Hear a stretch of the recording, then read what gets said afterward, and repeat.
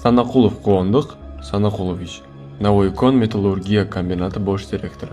1957-yilda Payariqda tug'ilgan Quvondiq Sanaqulovning butun faoliyati bir yo'nalishga, O'zbekiston kon metallurgiya sanoatini tiklash va rivojlantirishga bog'langan. Toshkent Politexnika institutini tugatgandan so'ng u konlardan boshqaruvgacha bo'lgan barcha bosqichni amalda bosib o'tadi. Usta, katta usta, bosh texnolog, bosh muhandis har bir lavozimga tizimni ichdan ko'rish imkonini beradi.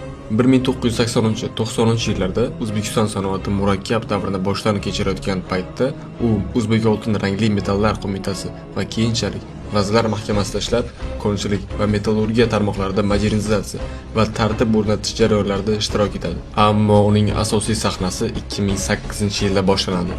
U Navoiy metallurgiya kombinati bosh direktori etib tayinlanganda, bu kombinat shunchaki korxona emas, balki mamlakat iqtisodiyoti uchun strategik markaz edi.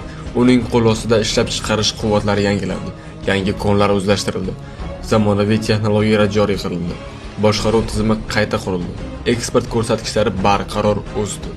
Uning rahbarligi davrida NKMK barqaror ishlashni davom ettirdi va O'zbekiston sanoatidagi eng muhim ustunlardan biri bo'lib qoldi. 2014-2022 yillarda Sanaqulov Navoiy konchilik institutini boshqardi. Bu davrda institutda modernizatsiya, o'quv bazasini yangilash va NKMK uchun zamonaviy muhandislar tayyorlash bo'yicha katta ishlar amalga oshirdi. Ko'p yillik mehnati e'tirof etilib, u Do'stlik ordeni, O'zbekiston Respublikasida xizmat ko'rsatgan sanoat xodimi faxriy unvoni, davlat mukofotlari va eng yuqori unvon O'zbekiston qahramoni bilan taqdirlangan.